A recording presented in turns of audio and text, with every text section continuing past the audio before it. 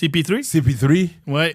T'as-tu deep dive là-dessus cette semaine? Ben oui, je regardais un peu. Puis, Okay. comment ce qui est arrivé, c'est lundi matin à 3 h du matin. Mhm. Les Clippers lui ont demandé de retourner à la maison. Ils l'ont pas trade, ils l'ont pas cut, ils l'ont pas wave encore. C'est juste qu'ils ont dit, bon, on ne veut plus dans l'équipe. Ouais. Donc ça, c'est un peu poche dans le sens que, tu sais, c'est en plein milieu de la nuit. Puis ça, en plus, ils étaient à Miami et non à LA.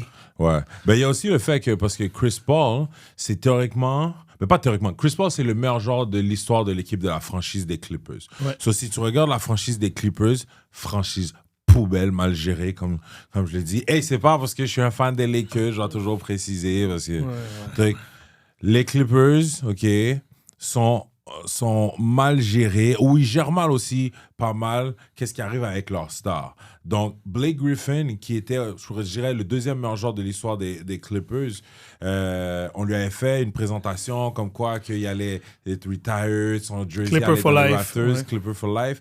Puis, first trade deadline, après qu'il ait signé son gros contrat, là, après qu'il lui ait fait cette présentation, il se fait trade à Détroit. Ouais. Puis même, tu le vois, Ouais. genre, à un moment donné, il y a comme, il warm-upait à Détroit, Steve Ouais, ouais. Ballmer vient pour essayer de lui serrer la main, puis lui, il part à courir, genre, il veut pas lui mais serrer bon, la main, right? selon Blake, c'était son...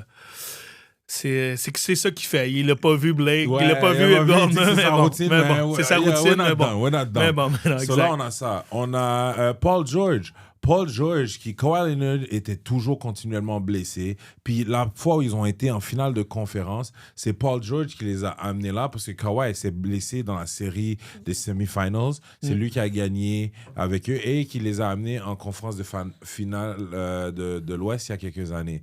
Ils ne voulaient pas le re-signer, mais ils ont donné un contrat à Kawhi alors que les deux, ils sont arrivés en même temps et sensiblement, ils étaient injured tous les deux. Mais quand tu penses à ça, tu sais, l'affaire, Ouais. c'est vraiment...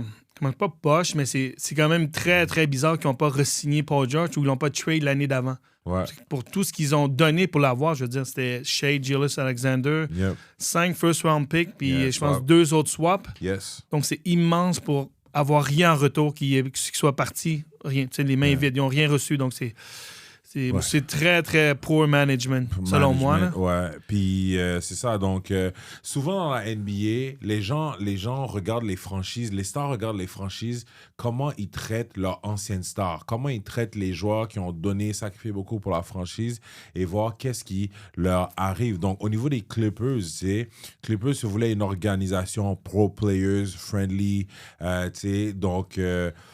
mais on voit comment ils ont traité certains de leurs stars, que ce soit Chris Paul, Blake Griffin, Paul George. Il y avait même Donc Lou là, Williams vers la Lou fin. Williams Ouais. aussi. Donc là, moi, j'ai deep dive cette semaine, puis il y a pas mal de choses. Il y a des gens qui disent, pour que ça arrive là, c'est que ça devait vraiment être toxique. Ouais, mais c'est ça aussi. Tu sais, l'affaire, c'est important, tu sais, comme vous avez regardé, c'est beaucoup d'anciens joueurs qui ont joué avec, d'anciens teammates de CP3 ont dit que c'est une personne avec une très forte personnalité. Tu sais, c'est pas, comme il dit, c'est pas pour tout le monde, Chris Paul.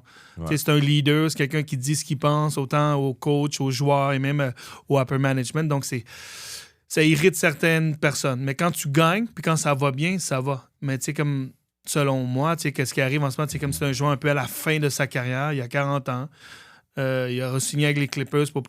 Il n'allait pas jouer beaucoup. Là. Je veux dire, je sais pas c'est quoi les attentes, comment l'upper management se sont arrangés, mais si l'upper management... C'est peut-être la faute des deux aussi. Je veux dire, je pense que c'est à CP3 de dire, bon, regarde, moi, je suis à la fin de ma carrière, je suis ici, je vais pas faire trop de bruit, puis je vais être correct, un peu comme un Udonis Haslem ou d'autres vétérans, mais c'est pas dans son caractère. Puis il a décidé de... on a vu aussi beaucoup de clips, des affaires que, ça a irrité beaucoup de joueurs, comme les James Harden, les Kawhi Leonard, puis aussi le coach Ty Lue. Pour que l'équipe décide de le couper comme ça, puis comme genre... C'est quand même beaucoup de mauvaise publicité pour les Clippers, comme tu as dit. Ouais. C'est peut-être qu'ils étaient vraiment... je vais jouer à l'avocat du diable, mais comme j'étais vraiment écœuré de CP3, je dis, regarde, sais-tu quoi? On s'en fout de la mauvaise publicité, on s'en fout de tout ça. On veut juste plus l'avoir dans l'équipe. OK. Ça, c'est mon côté... I guess. Mais pour moi, peu importe, c'est stupide. c'est stupide parce que comme tous les autres stars, mettons tu essaies d'attirer un Giannis. Est-ce que tu penses que Giannis, il voit ça, il va dire ouh, Non, moi je vais mais aller c'est là. juste comme tu dis, peut-être que CP3 est juste trop toxique. Pas toxique, mais genre trop. Ça irrite trop de joueurs, trop de monde sont irrités. Puis c'est ça, les reports aussi un peu partout, ils disent qu'il a irrité beaucoup de monde dans l'organisation, autant l'upper management, le coach, les coachs et aussi les joueurs. Il les a irrités, étoiles. pourquoi?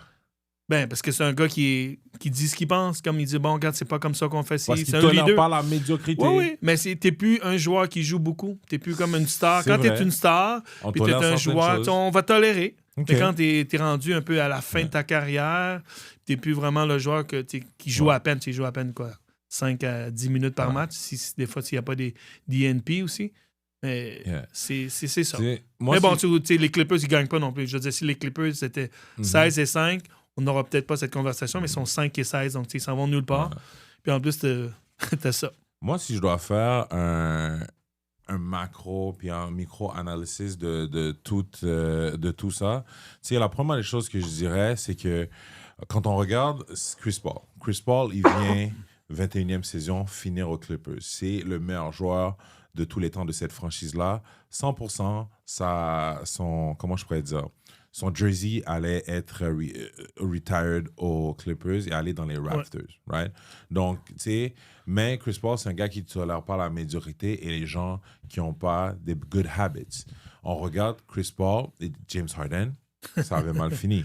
Chris Paul et James Harden, tu sais, ils ont eu un run in Houston, ça a mal fini, mais James Harden, en ce moment, c'est le meilleur joueur de lui et Clippers. Kawhi. Là. Non, il est meilleur que Kawhi.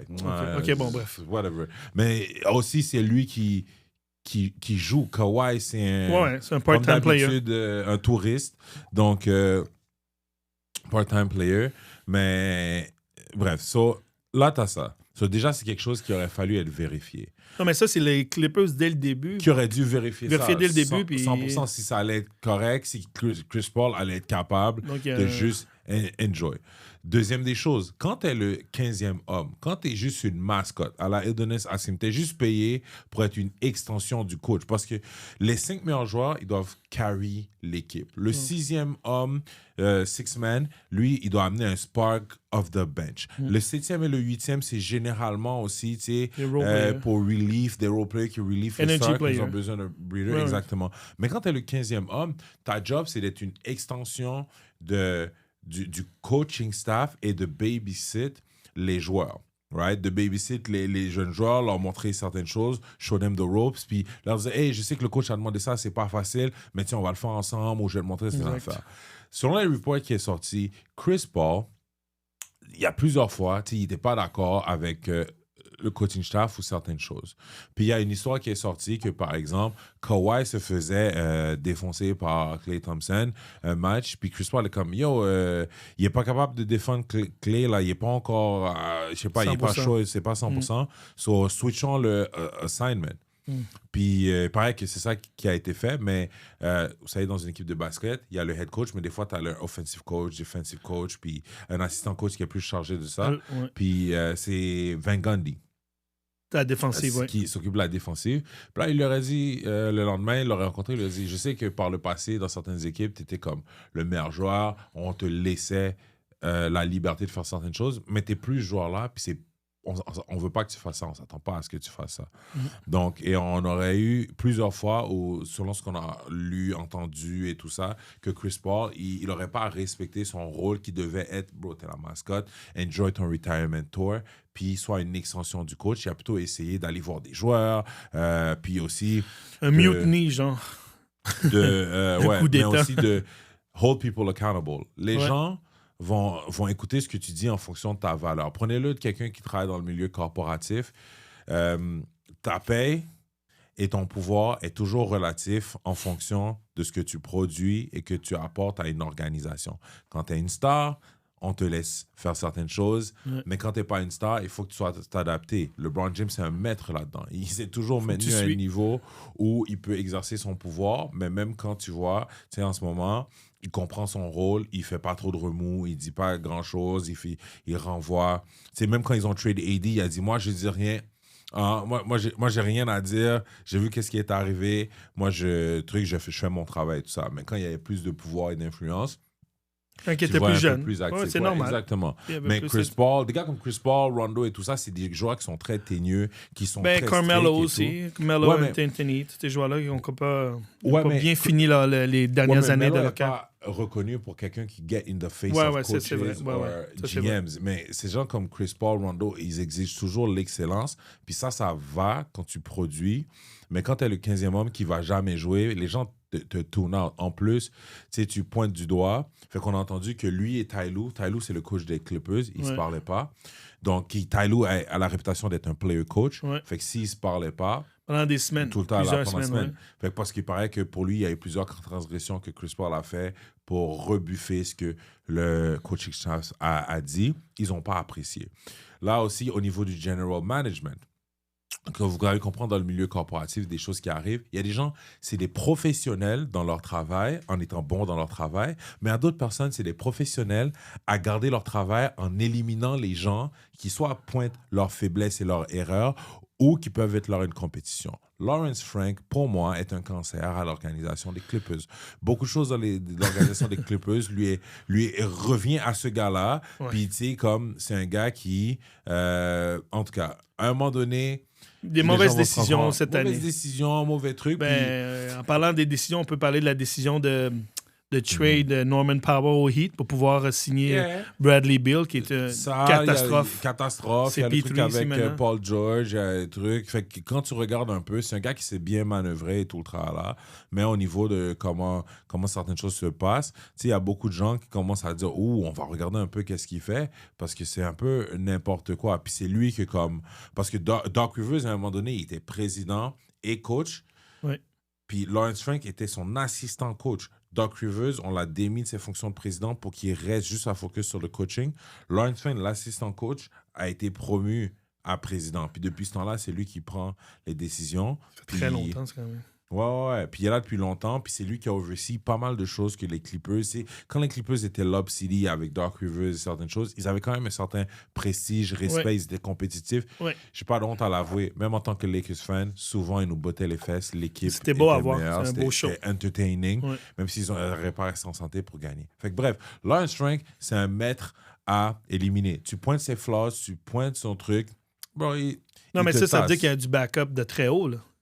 Tu sais, je veux dire, ça veut dire que Ballmer lui faisait confiance beaucoup aussi. Tu sais, je veux dire. Ouais. Mais généralement, quand tu es en place, le owner là, qui doit gérer un empire de plusieurs dizaines ou centaines de milliards, oui, il aime son équipe sportive, mais c'est pas ça qui lui rapporte du bacon. Non, Il y a non, d'autres je choses sais. à regarder. Non, je So, sais, mais je veux dire il fait quand confiance même, aux tu gens sais, en il peut place. voir, il peut. Mais bon, regarde. Il fait confiance aux gens en place. C'est Ben un oui, peu la même c'est chose. ça. Le owner de Dallas, c'est vraiment Nico Harrison, il le voit dans sa soupe, puis là, il Ouais, l'amène non, dans mais le il a mur, vu que puis- Nico a fait des bonnes affaires. Bonnes c'est affaires tout. aussi. Ouais, So, lui tu sais, parce que Lawrence Frank, il peut se dire, ben, moi, j'ai amené j'ai amené ci, j'ai fait Paul ça. George. Je t'ai évité de payer Paul George. Regarde comment il est en train de finir. Fait que tu peux Ouais, toujours spinner. ouais. Tu peux Ben, toujours ouais, spinner c'est les ça. choses, tu comprends? Donc, anyways. So, deep dive, si on regarde sur CP3, il y a des gens qui disaient que, comme, son attitude irritait certaines personnes. Il y a d'autres qui disent aussi que malgré ça, Chris Paul il a fait des efforts pour essayer de parler à Ty Lue. Ty Lue a refusé de discuter avec lui pour essayer de parler au general management. Il s'est excusé à d'autres joueurs. Il s'est excusé. Ouais. Il a essayé d'avoir un contact avec Steve Ballmer, le propriétaire, qui n'en a pas eu. Donc, du bord de Chris Paul, lui, ce qu'il reproche, c'est que ça s'est passé la nuit. Il n'y a pas eu de respect. Il n'y a pas eu de communication. D'autres gens pointent du fait que dans l'organisation, qui est en train de perdre, qui est en train de dépérir, sa présence de lui qui exige certaines choses et qui pointe des flaws irrite parce qu'il y a beaucoup de gens, ils veulent ça, pas qu'on ils se veulent rende pas. compte du travail médiocre qu'ils font et de certaines choses. Donc, ils l'ont envoyé paître. Donc, c'est deep dive si vous c'est grosso modo ce que vous allez entendre dans tous les sens, parce que vous allez entendre des gens qui vont vous dire ça de part et d'autre. Fait que quand on rassemble tout ça ensemble, au niveau micro et macro, c'est Mais un peu qu'est-ce qui se techniquement, passe.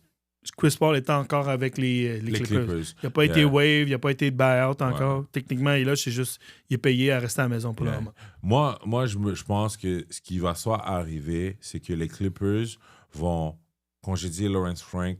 Ouf, je suis pas sûr de ça. moi. Ouais, congédier Lawrence Frank sur ramener Chris Paul, ce qui est très peu de chances d'arriver. Bon, non. Ou ce qui va Mhm. arriver, dès que ça va être permis de le trade, 15 décembre. ils vont, Très important. le trade ou le laisser walk Oui, pour rien buyout, oui, exact. à OKC ou à New Orleans. Non.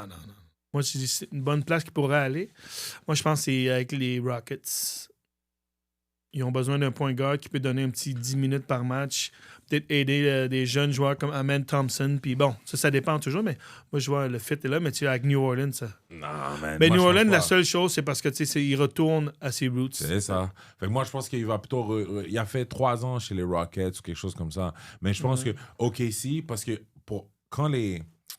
Comment je ferais ça? Non, mais seulement il a OKC joué sont à tellement OKC, deep. Ouais, mais c'est juste pour qu'il ait une bague on the way out. Parce qu'il faut Ouais, pas oui, oublier, c'est ça, oui. Ça, c'est ça, oui. il a joué à OKC, mais aussi quand il y a eu la catastrophe, l'ouragan Katrina, Ouais. Chris Paul, New Orleans, jouait à OKC avant qu'il y ait une franchise là-bas. Puis il est très proche avec SGA. Il est très proche avec SGA parce qu'il a mentoré SGA. Oui, tout à fait. So, ça se peut qu'il aille à OKC, gagner une bague à OKC on the way out. Ouais, Puis, c'est vrai. c'est dans un... C'est là aussi, il faut être quand même self-aware. Dans un locker room de vétérans, ta présence qui crie partout, qui dit aux gens, ça peut Avec pas les se rookies, bien. ça va marcher. Mais avec des jeunes puis des Ouais, rookies, truc, ça va mieux passer. Ouais. Surtout si la tête de tout ce gars-là, c'est comme ton little bro. So, lui, il va écouter, il va être down, puis il va vouloir se démener pour que tu aies une bague pour tout ce que tu as fait pour lui et tout. Donc, tu sais, c'est là aussi où il faut être self-aware quand tu as une carrière ou dans des choses. De ton contexte, puis t'adapter à ton contexte. Bref, moi, c'est ce que je pense qui pourrait plus arriver avec Chris Paul, parce que aux Rockets, les Rockets, ils vont essayer d'avoir le maximum de talent qu'ils ont besoin pour essayer de détrôner OKC. Chris Paul serait du bois mort, là. But anyways, that's what I think. What ouais, c'est ça. Mais je pense que mais il faudrait que... Bon, on verra, là. Mais je pense que c'est un buy-out, puis il va signer avec une équipe. Yeah. Parce que les gens, dans leur tête, ils se rappellent plus de CP3 chez New Orleans que... tu sais, Clippers, New Orleans, que chez les Rockets. Non, right? c'est ça. Anyways, donc ça, c'est un peu l'histoire avec CP3 par rapport à qu'est-ce qui se passe.